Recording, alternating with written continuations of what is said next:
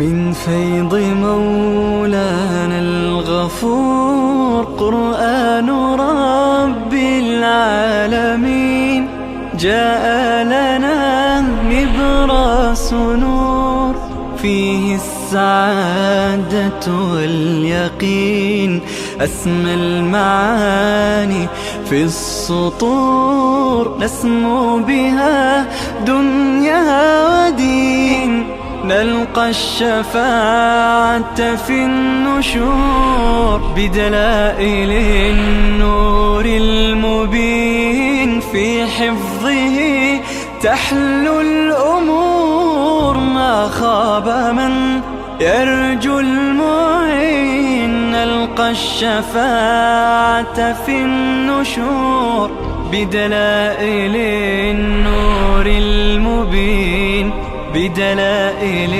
النور المبين.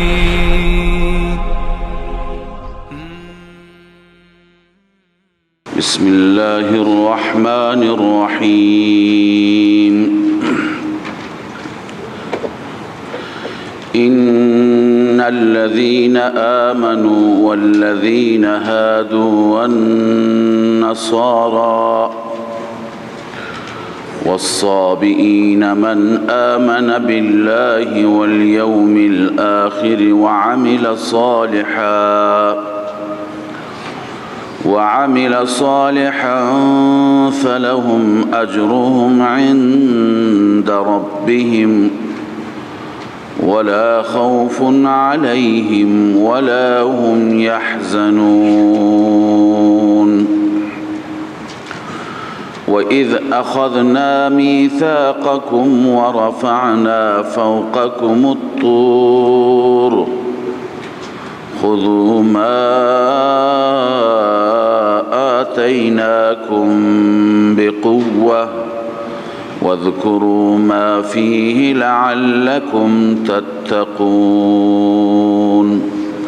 صدق الله العظيم. اللهم صل على سيدنا وشفينا محمد وعلى آله وصحبه أجمعين.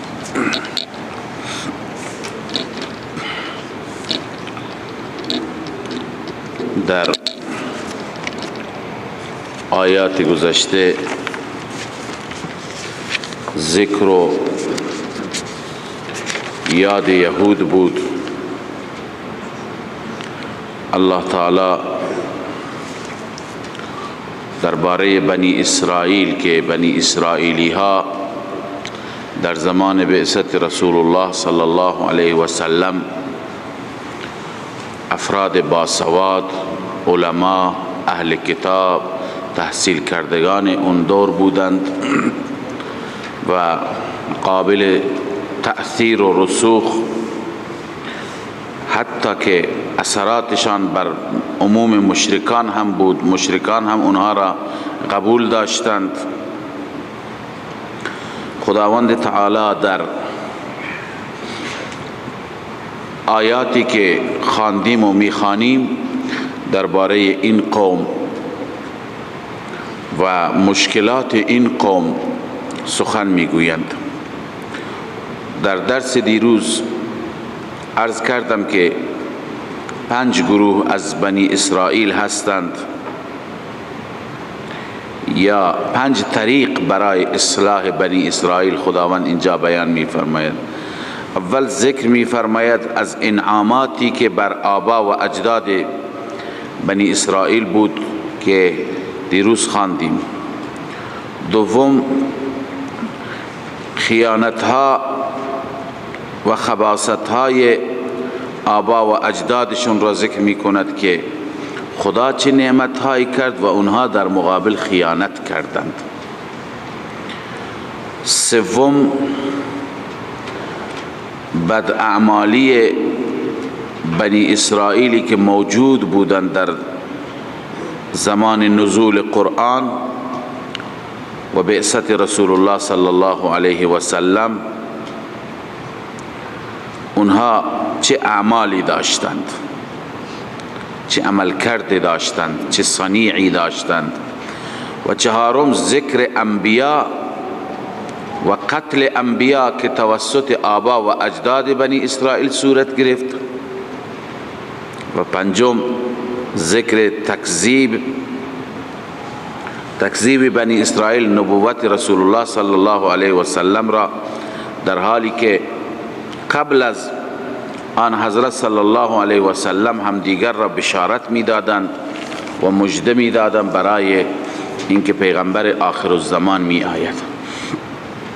اکنون ان الذين آمنوا تتمه این نوع اول هست، تکمیل نوع اول هست. خداوند بعد از اینکه در رابطه با نعمتهایی که بر پدرانشان بیان فرمود و خیانتهای پدرانشان، اکنون الله تعالی می فرماید ان الذين آمنوا والذين هادوا والنصارى، بدون شک کسانی که ایمان آوردند.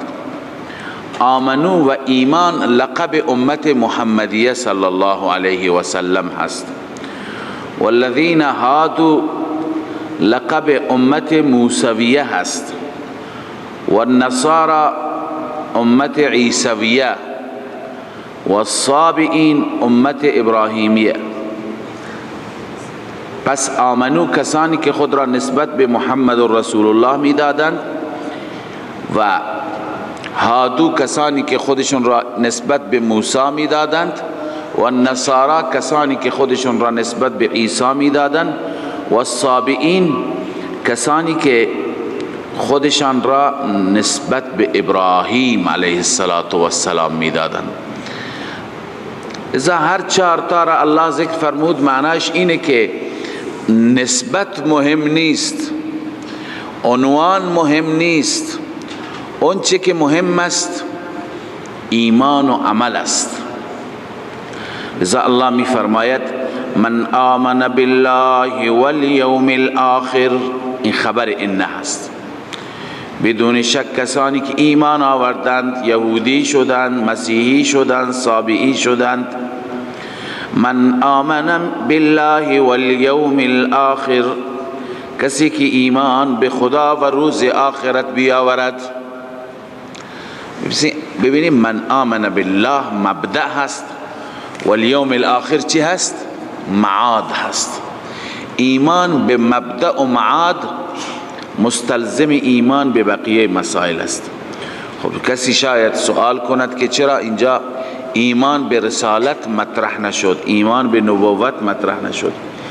آمن بالله که گفتند،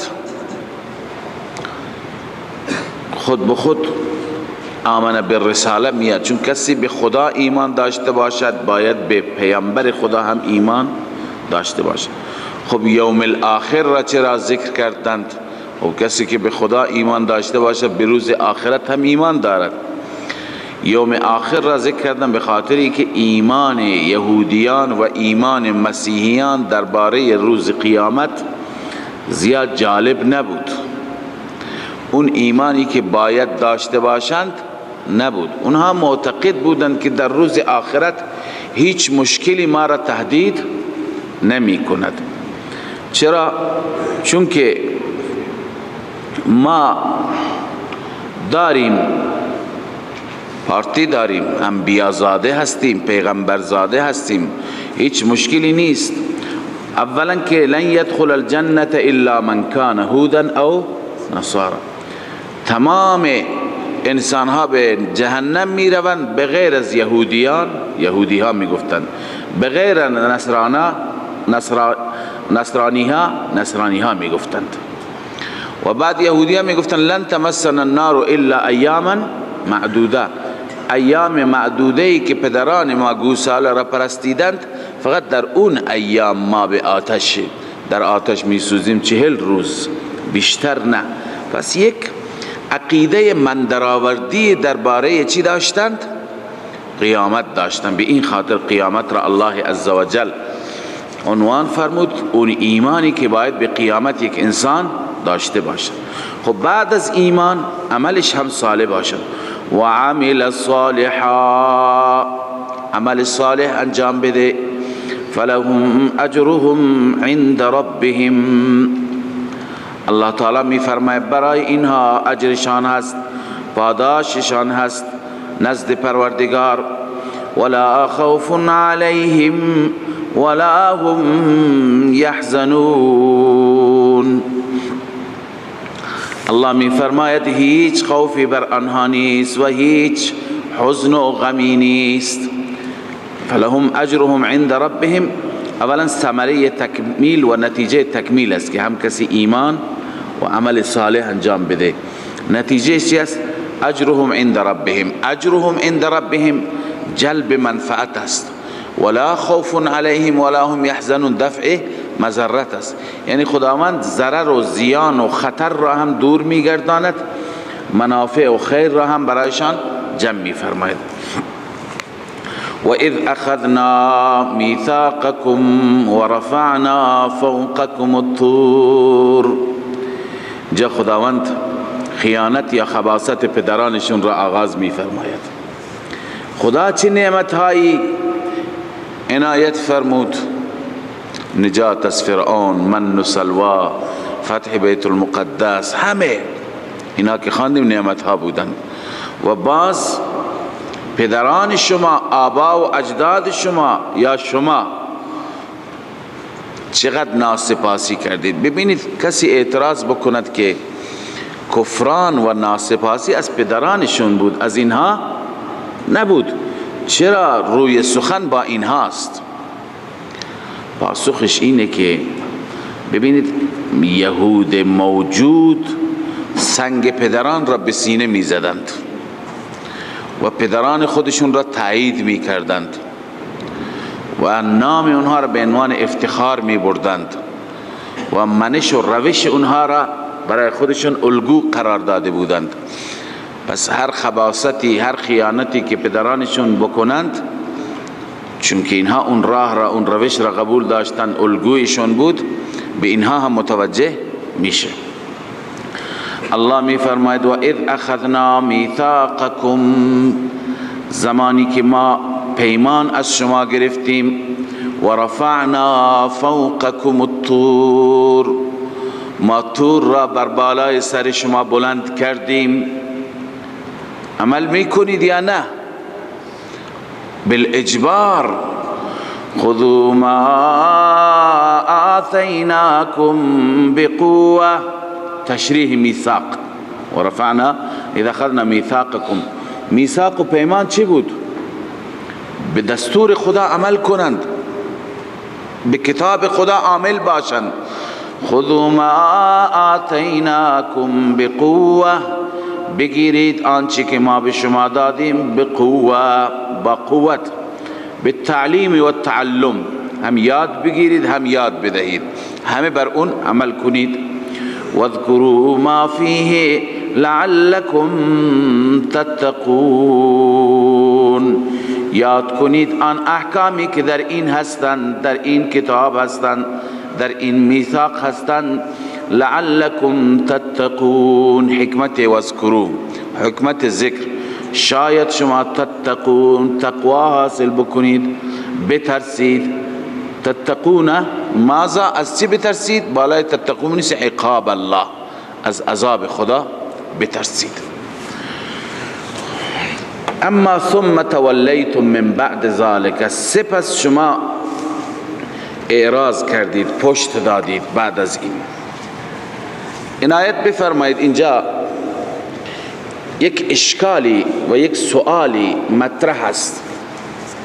اون اینه که مگر میشه که به زور و بالاجبار کسی را وادار کرد که بیا به دین عمل کن؟ نیست.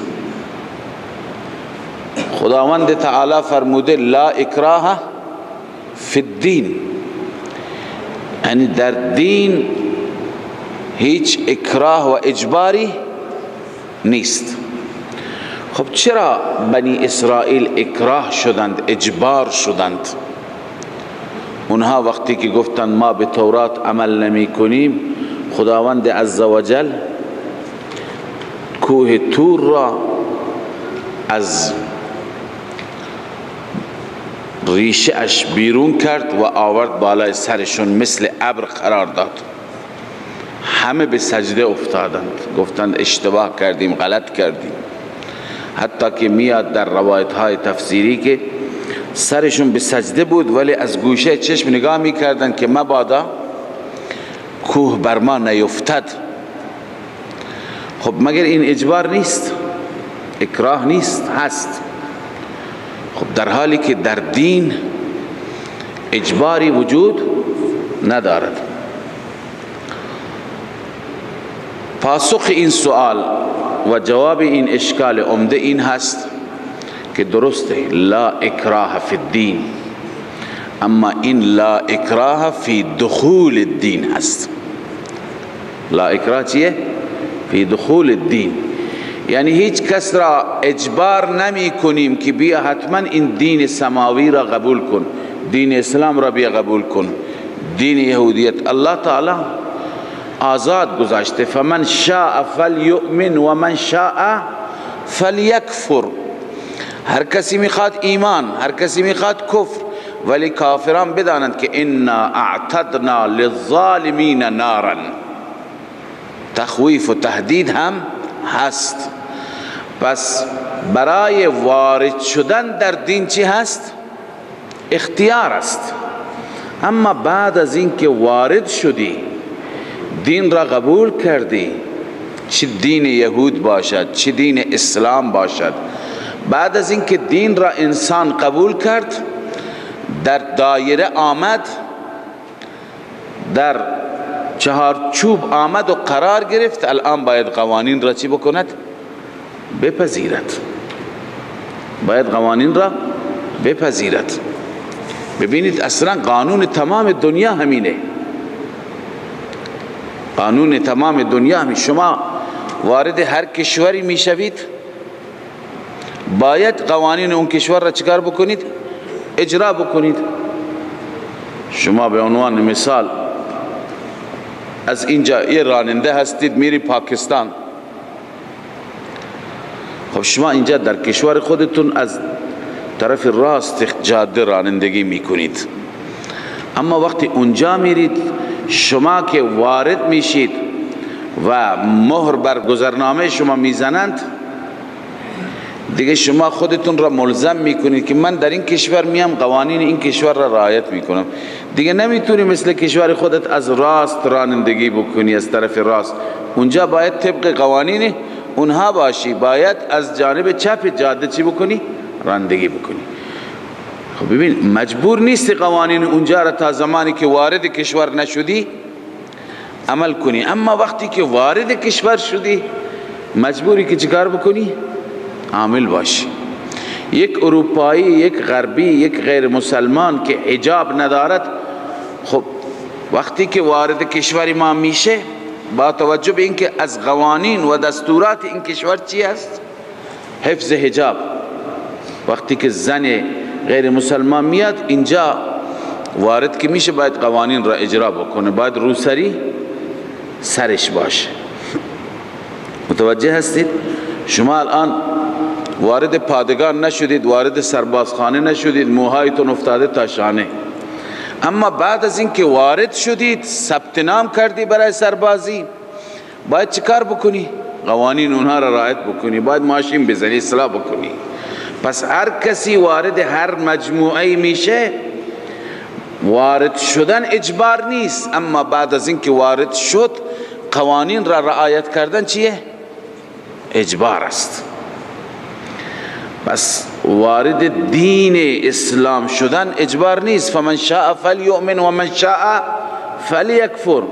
وارد دین یهود شدن اجبار نیست، اما بعد از اینکه وارد شدی باید عمل کنی. نمیتونی بگی نه من مسلمان هستم ولی نمازش را نمیخوانم، این سخته. نه، حکومت شما را مجبور میکنه که باید بعد از اینکه وارد اسلام شدی باید دستورات را رعایت کنی. من مثالی عرض میکنم، مثال خوبی هست، بهتر میفهمید، از کتاب الازکیه هست غالبا. میگن که یکی از قضات بود، قاضیای مسلمان، بسیار آدم زبر و زرنگی بود، آدم ذکی بود. دوستی داشت مسیحی. این مسیحی با مسلمانان خیلی رفت و آمد داشت. این مسیحی یک روزی با دوست مسلمانش گفت، با اون قاضی گفت خیلی اسلام را دوست دارم، همه چیزش را دوست دارم، دلم میخواد مسلمان بشم، ولی یک چیز مانع هست. گفت چیه؟ گفت که من معتاد شرابم، معتاد خمر هستم، معتاد شراب هستم، لذا اگر مسلمان بشم و بعد شراب بخورم برای من مشکل میشه، ضرب شلاق میخورم. خب این قاضی مسلمان تدبیری بکار برد، زرنگ بود. گفت ببین قاضی منم، شما مسلمان باش، بعد من کاری بهت ندارم، اجرای قانون به دست من است، بقیه محاسن را که دوست داری از اسلام قبول بکن، این یکی من کاری برات میکنم، فکری برات میکنم. خب اون خوشحال شد که مشکلش حل شد، مسلمان شد. لا اله الا الله محمد رسول. من گفت از این به بعد مسلمان. ببین با اختیار خودش آمد. بعد از اینکه مسلمان شد، الان قاضی مسلمان بهش گفت میدونی چیه؟ ما اختیاری نداریم که دستورات خدا را چی بکنیم؟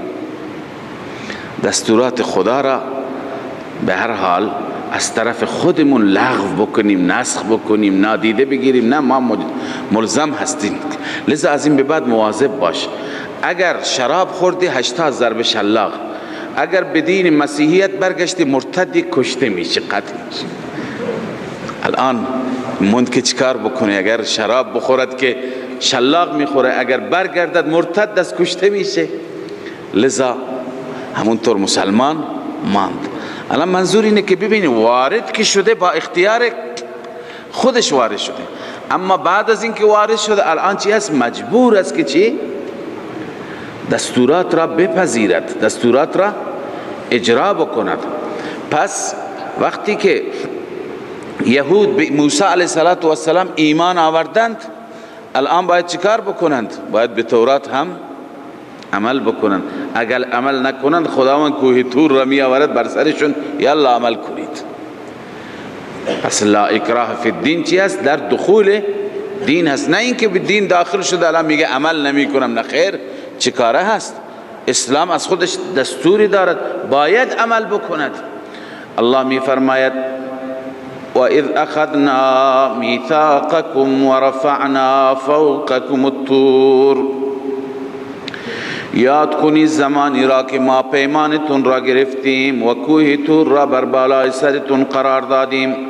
خذوا ما آتیناکم، بگیرید آنچه که ما به شما دادیم، بقوت، با قوت. واذکروا ما فیه، یاد کنید آنچه که در این تورات هست. لعلکم تتقون، شاید شما بترسید از عقاب الهی، از عذاب الله. اما بیان مرض اینجا ثم تولیتم بنویسید، بیان مرض یعنی تولی، پشت دادن. ثم تولیتم من بعد ذلك، سپس شما روی گردانی کردید، اعراض کردید بعد از این. خب اعراض که کردن، چرا خدا عذابشون نداد؟ لطف الله بود. الله می فرماید فلولا فضل الله علیکم و رحمته، اگر نبود فضل الهی بر شما و رحمت الهی. فضل الهی بنویسید بالامهال و التأخیر. اگر خداوند فضل نمی کرد با مهلت دادن و تأخیر دادن شما، خب لعذبکم، اگر خدا فضل نمی کرد، این لعذبکم جزا هست، شما را چی می کرد؟ شما را عذاب می داد. اما لکنتم من الخاسرین، این ثمره تولی هست، نتیجه تولی هست. ثم تولیتم، خداوند می فرماید لکنتم من الخاسرین، بودید شما از زیانکاران. من الخاسرین بنویسید فی الدنیا و الاخره، در دنیا و آخرت شما از زیانکاران. ولقد علمتم الذین اعتدوا. خب این خباثت اول آباء یهود و اجداد یهود بود که اونها به تورات عمل نکردند. خباثت دومشان حیله بازی، نیرنگ، حیله به کار بردن برای چیزهایی که خداوند حرام قرار داده، مرتکب حرام می شدند اما با حیله. حیلهشون چی بود؟ حیلهشون اینه که اونها برای اینکه روز سبت را، روز شنبه را احترام بگذارن، روز مقدسشان بود و روز عبادت بود، نباید ماهی شکار می کردند. اما اونها چیکار کردند؟ خداوند هم امتحان کرد اونها را. روزهای شنبه ماهی ها می آمدند بالای آب، ماهی ها فراوان دیده می شدند، راحت شکار می شدند. روزهای دیگه خوب یافته نمی شدند. لذا اینها حیله به کار بردند که جوی درست کردند، حفره گودال دیگه درست کردند. روز شنبه که می شد ماهی ها را اون طرف هدایت می کردند و باز راه را می بستند. روز یک شنبه باز می رفت ماهی ها را تو اون حفره دیگه گیر افتاده بودند، روز یک شنبه دیگه جمع می کردند، شکار می کردند. این حیله را به کار بردند. خداوند عزوجل خیانت دوم این حیله و این نیرنگ را ذکر می فرماید.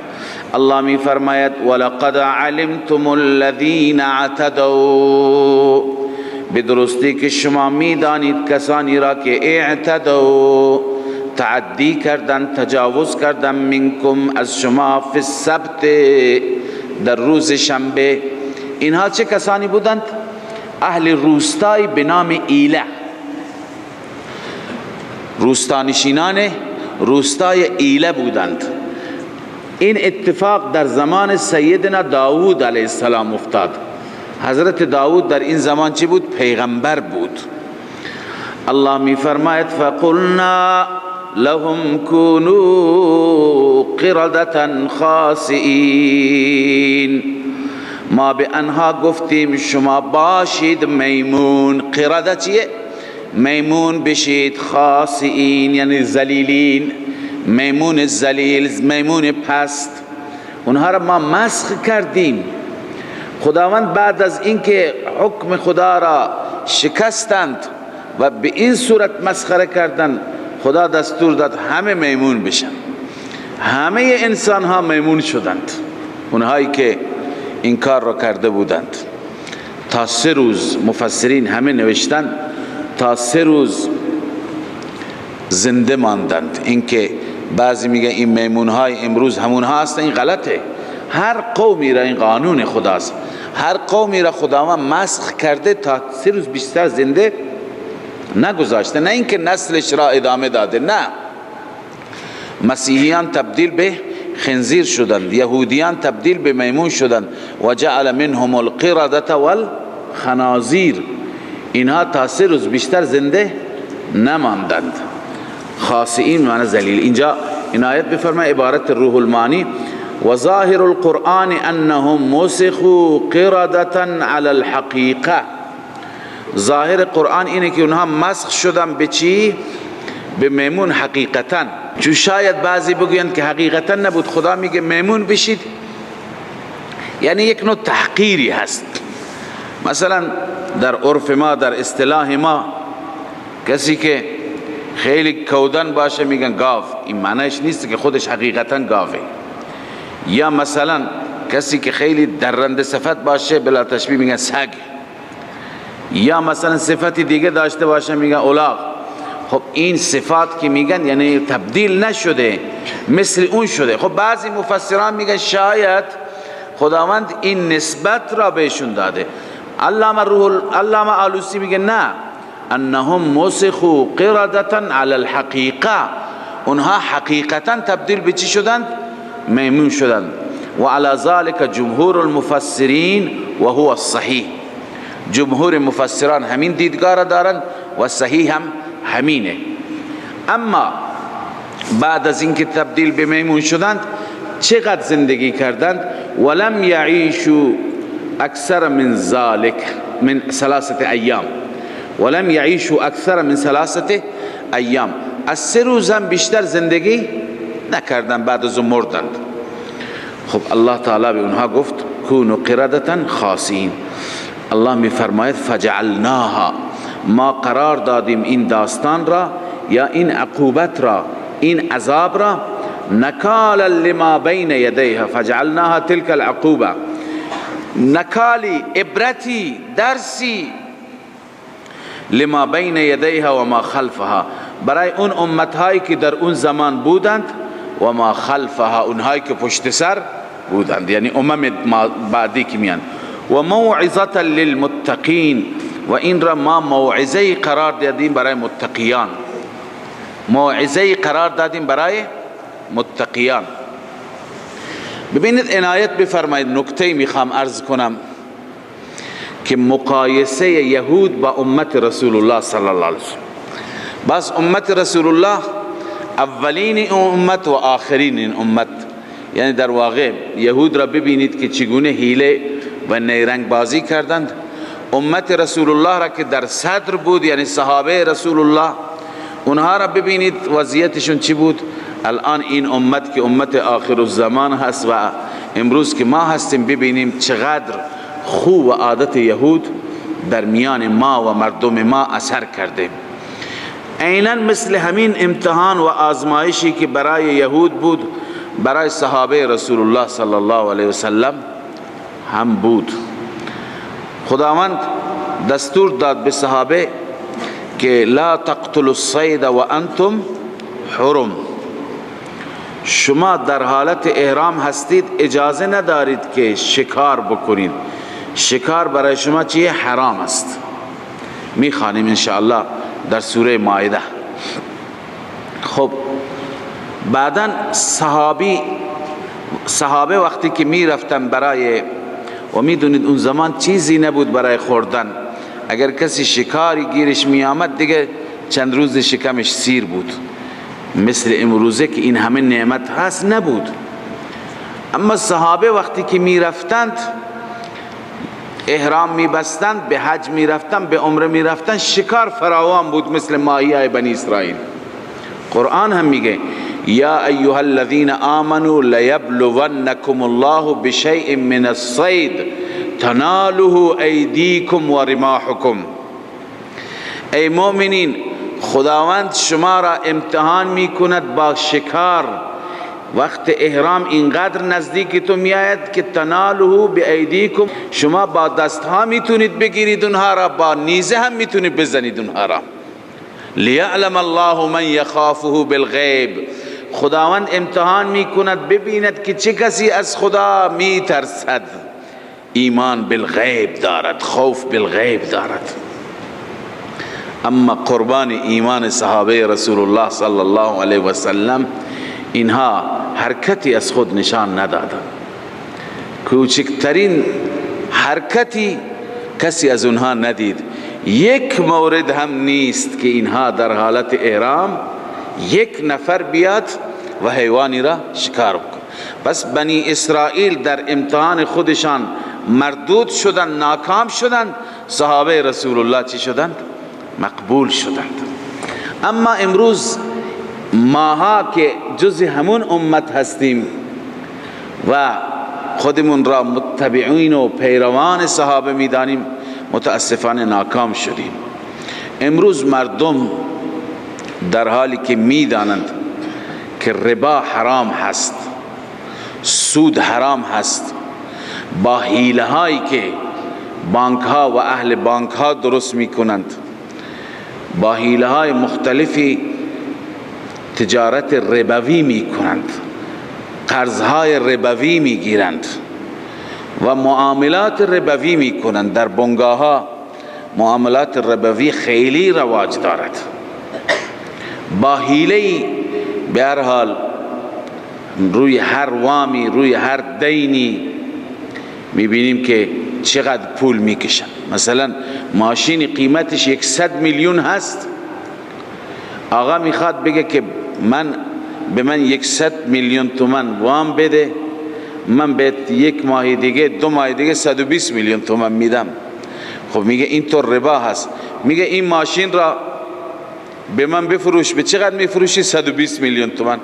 در جا دوباره به ماشین را به صاحبش میفروشه به 100 میلیون تومان. 100 میلیون تومانش را نقد میکند. اینها عیناً حیله های بنی اسرائیل هستند. یعنی مردم از این طریق کار ربا میکنند و کارهای دیگری که انجام میدن. در بانک ها میگن، خیلی از بانک ها هستن میگن تبلیغات میکنند که ما ربا نمیگیریم، فقط پولتون را اینجا بذارید، بعد از چند ماه به شما وام بدون ربا میدیم. اینا حیله هستند. چند ماه که پول شما اونجا باشه، لذا میسنجند که سودش چقدر هست. بعداً چیکار میکنند؟ همون اندازه که اونها سودش را میسنجند، درصد 18% و 22% که مروج هست در بانک ها، بعد از 4 ماه میبینید، بعد از 6 ماه به شما یک وام میدن. این وام معادل با همین سودی که از پولهای شما اونها به دست آوردن. لذا خیلی از این نوع مسائل هست. خب مردم، خیلی از جوانان هستن میگن اگر ما نگیریم نمیتونیم ازدواج بکنیم، نمیتوانیم به مسکن برسیم، نمیتوانیم مشکلاتمون را حل بکنیم. امتحان الهی هست. صحابه ببینید هم همین امتحان را داشتند، یهود هم همین امتحان را داشتند، ولی بعضی ها ناکام، بعضی ها کامیاب، بعضی ها ناموفق، مردود، بعضی ها مقبول و موفق. الله عزوجل احکام را که برای ما مشروع فرموده، ما نباید حیله بازی بکنیم، نیرنگ به کار ببریم. لذا الله می فرماید که فجعلناها نکالا لما بین یدیها، ما قرار دادیم اون عقوبت را عبرتی برای اون انسانهایی که بین یدیها جلویشون بودند، یعنی در اون زمان حضور داشتند، و ما خلفها من الامم، اون امت هایی که پشت سر می آیند، و موعظة للمتقین، و همچنین این را موعظه قرار دادیم برای متقیان. وَإِذْ قَالَ مُوسَى لِقَوْمِهِ إِنَّ اللَّهَ يَأْمُرُكُمْ أَن تَذْبَحُوا بَقَرَةً. یاد کنید زمانی را، خباثت سوم و خیانت سوم آبا و اجداد یهود.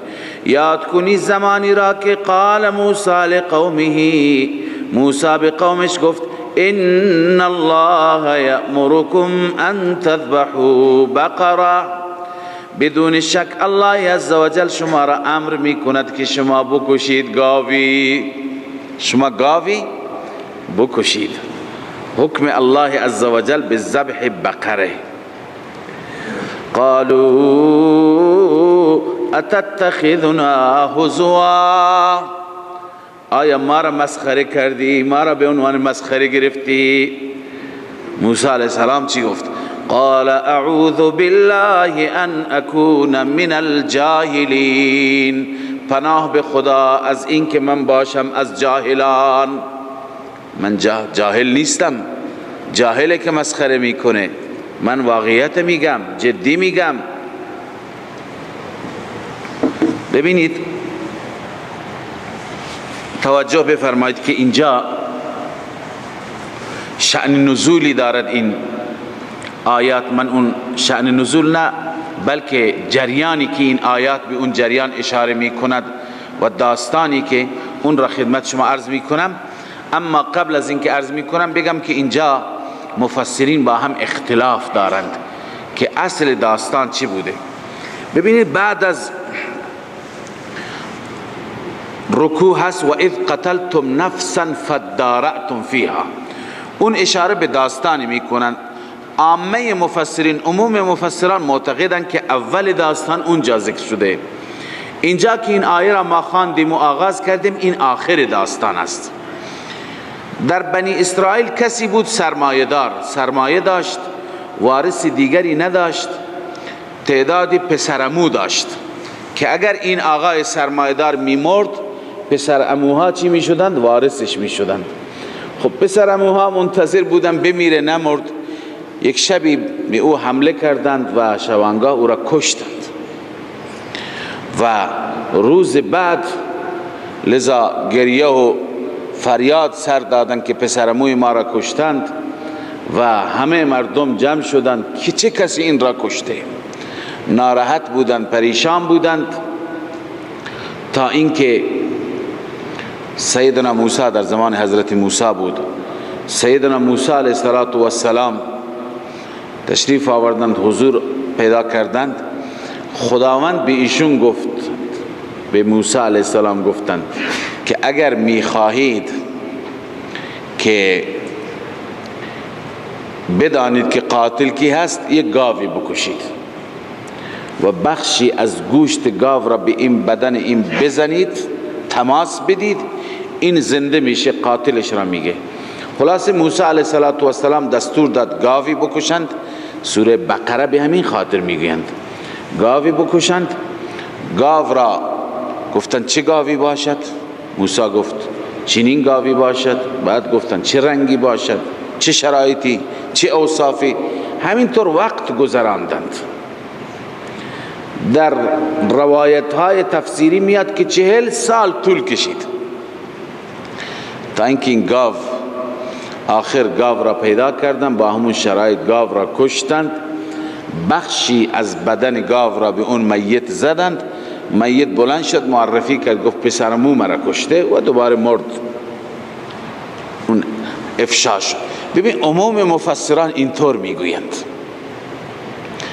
اما شیخ حسین علی رحمه الله میگه نه، این دو تا جریان جداگانه هست. و اذ قال موسی لقومه ان الله یأمرکم ان تذبحوا بقره، این جداگانه هست. و اذ قتلتم نفسا فادارأتم جداگانه هست. خداوند به بنی اسرائیل دستور داد که گاو بکشند.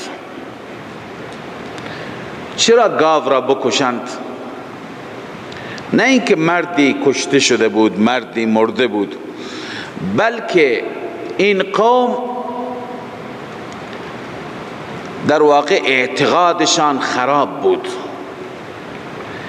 در دل اونها و در ریشه اعماق قلب اونها محبت گاو جای گرفته بود.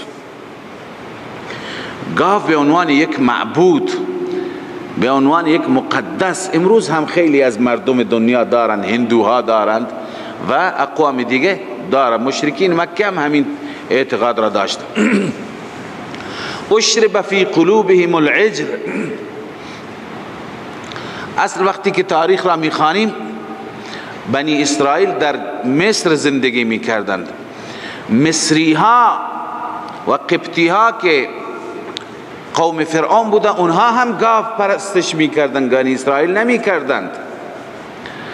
اما بعد از اینکه سامری آمد، گاو را اینها میدیدن که اونها پرستش میکردن. محبت گاو و عظمت گاو با توجه به همسایگی این قوم خود به خود در دل اینها جای گرفته بود.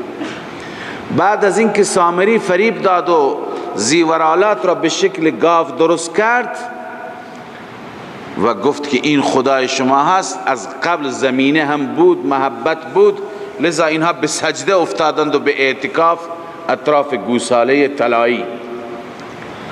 پس این محبت بود تا اینکه موسی علیه السلام جایی آمدن دیدن که افرادی نشستن بتانی را عبادت میکنند. اونجا هم اینا تقاضا کردند موسی ما هم چنان خدایی داشته باشیم مثل اینها که خدایشون جلو رویشون هست میبیند، ما هم این گونه داشته باشیم. یا موسی اجعل لنا الها کما لهم آلهه قال انکم قوم تجهلون. موسی گفت شما واقعا جاهل و نادانید. اونها هدف بنی اسرائیل همون گاو بود که گاو را انسان میبینه. خلاصه محبت گاو در ریشه های قلب اینها ریشه دوانده بود. خداوند میخواست که گاو را توهین بکند، گاو را بی ارزش نشان بده. گفت بعد از این که توبه کردند و عبادت کردند، گوساله را هم دیگر را کشتند، دستور فرا رسید که باید گاوی بکشید تا اینکه معلوم بشه که خدا نیست، اعلام بشه عملا که این که ذبح میشه این خدا نیست. مولانا حسین علی میفرما به این خاطر اونها دستور داده شدن که چی؟ گاو را بکشن. خب گاو گفتن چه گاوی؟ ابن عباس عبارتش را میخوانم. ابن عباس میگه از همون روز اول اگر سوال نمی کردن هر گاوی میکشتند کفایت میکرد، جواب میداد، ولی سوال کردند، هرچی که سوال کردند خداوند شرایط را سخت‌تر کرد تا اینکه 40 سال طول کشید که این گاو را پیدا بکنند با لیت و لعل و با مکر و نیرنگ و با امروز و فردایشون. پس گاو را کشتند. گاو را که کشتند خداوند حکم خدا اجرا شد. حکم خدا چی شد؟ اون جریان یک جریان دیگری هست. خداوند اون داستان را اینجا آورده. اون انسان کشته شد. حالا مولانا میفرماید چگونه ممکن است یک جسدی تا 40 سال بماند؟ یک جسدی تا 40 سال بماند و بعدا بعد از 40 سال گاو کشته بشه که این خشک میشه، این از بین میره، لذا اصلا این قابل درک نیست. خب اون جریان که اتفاق افتاد، اون انسان وقتی که کشته شد توسط پسرعمو، اونجا هست خداوند میفرماید فقل نضربوه ببعضها، ما به اونها گفتیم بزنید او را ببعضها، با بعضش، با بعض، الان مفسرین دیگه میگن با بعض گاو، با بخشی از گوشت گاو، ولی مولانا حسین علی میگه نه ببعضها، یعنی بعضی بدنش را با بعضی، یعنی به وسیله دستش بزنید به قسمت دیگری از بدنش، دست خودش خود به خود زنده میشه. متوجه شدید؟ این دو تا نظر دیگری مثل علامه آلوسی هست که این قصه گاو را قبول ندارن به این شکل که عامه مفسرین میگن. اینها میگن شاید اینطور بوده که دستور گاو جداگانه صادر شده، به بنی اسرائیل گفته شده که شما گاو را بکشید، طول کشید امروز و فردا تا اینکه سالهای سال آخر گاو را کشتن. گاو را که کشتن اون مسئله قتل این روزها اتفاق افتاد. مسئله قتل چی شد؟ اتفاق افتاد. الان گفته شد که بخشی از گاو را بهش بزنید، فقل نضربوه ببعضها، او را بزنید با بعضی از گاو، با بعضی از گاو بزنید، اون چی میشه؟ زنده میشه. و این نظر علامه آلوسی است، این را به صورت شاید و لیت العل میگوید. ولی بنده خدمت شما عرض میکنم که این نظر هم زیاد به ذهن نمیاد، به دل نمیخورد. نظر شیخنا حسین علی رحمه الله واقعا نظر خوبی هست. به چه دلیل؟ ببینید خداوند چرا دستور داد که گاو را بکشید؟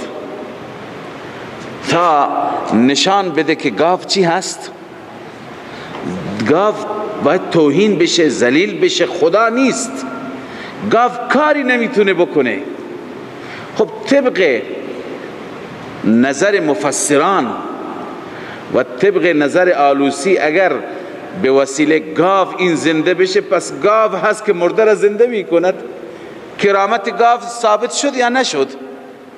اون هدفی که از کشتن گاو بود اون هدف برآورده نشد. این را بنده عرض می کنم، نظر بنده هست که اگر ما بیاییم طبق تفسیر مفسران تفسیر بکنیم یا طبق تفسیر آلوسی تفسیر بکنیم، پس معجزه‌ای برای گاو داریم ثابت میکنیم، کرامتی برای گاو داریم ثابت میکنیم که به وسیله گاو مرده زنده میشه، در حالی که نه خیر.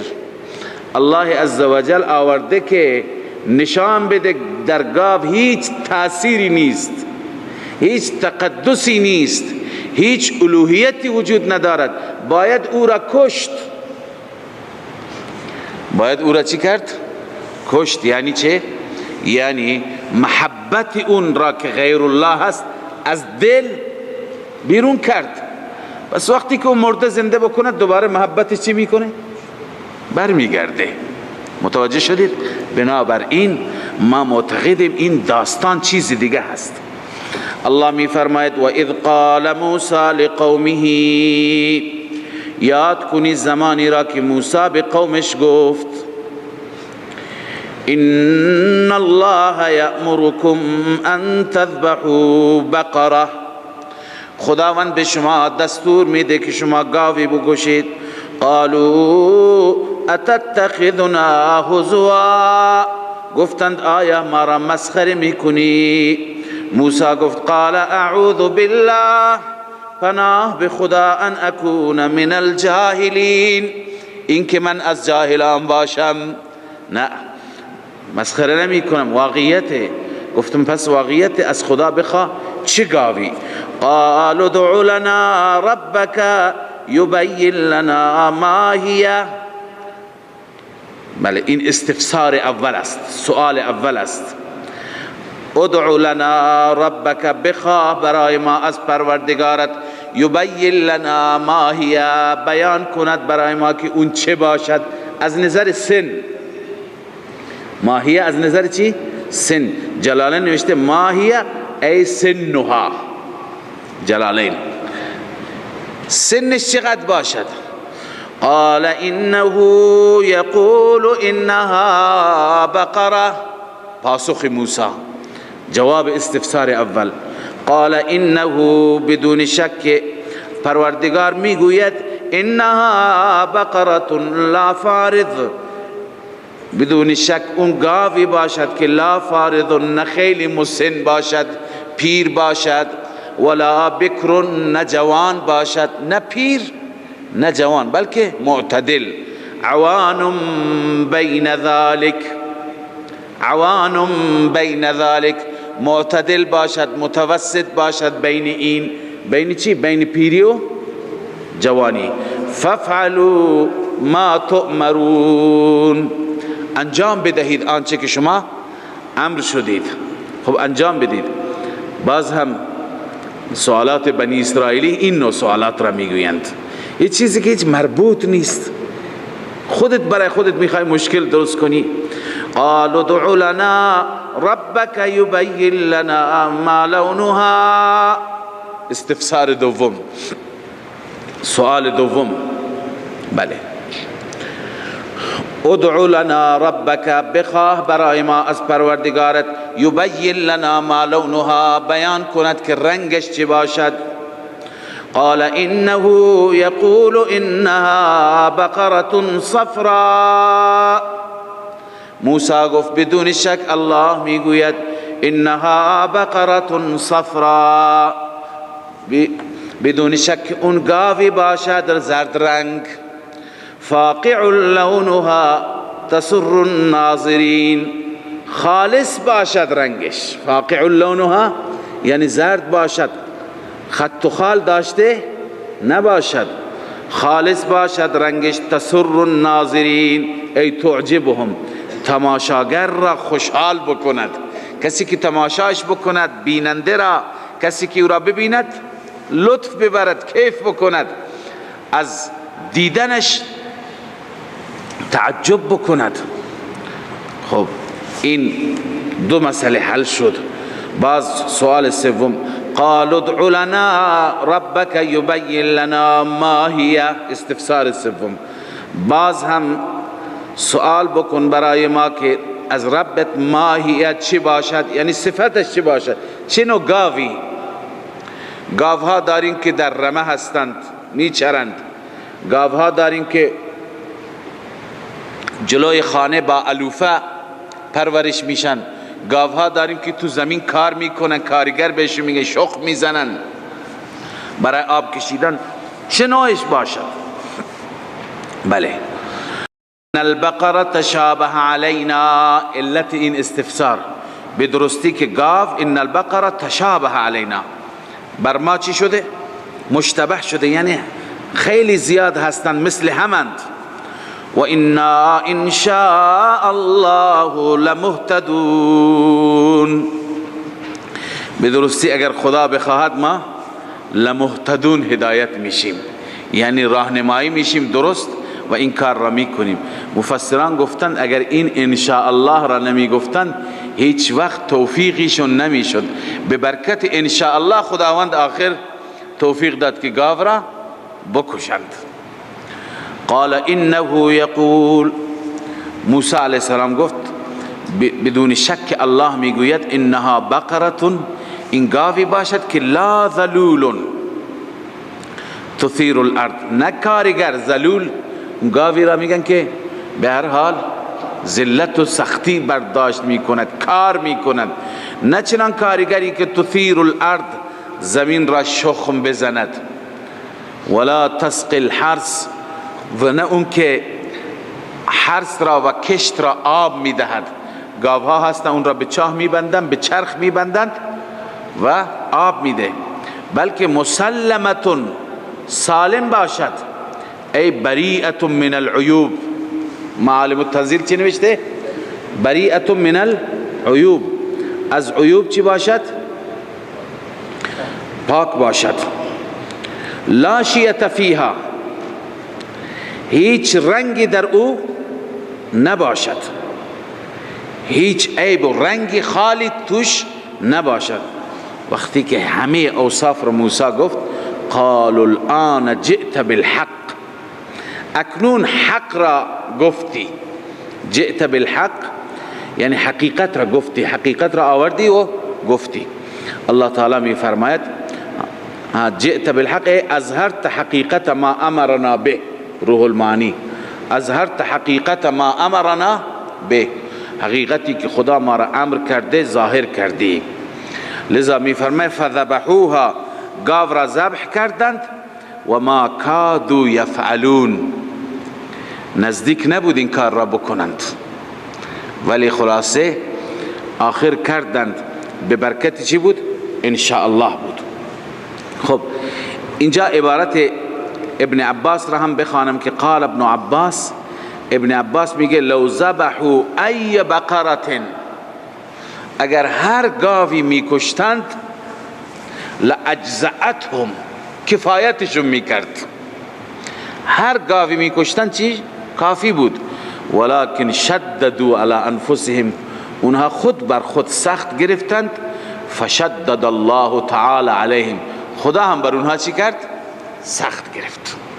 روح المعانی، خودشون سخت گرفتن، اونها هم خدا هم سخت گرفت. صدق الله مولانا العظیم.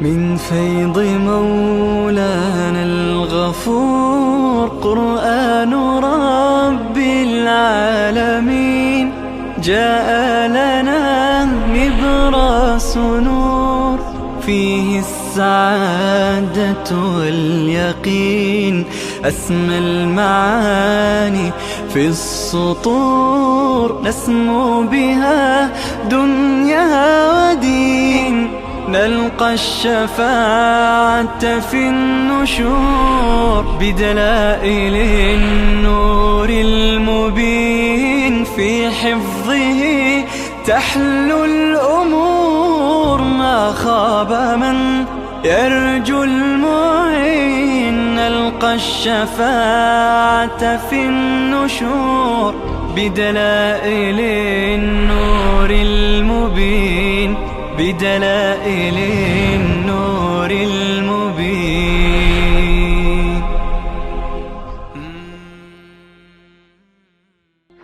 من فيض مولانا الغفور قرآن رب العالمين، جاء لنا نبراس نور فيه السعادة واليقين.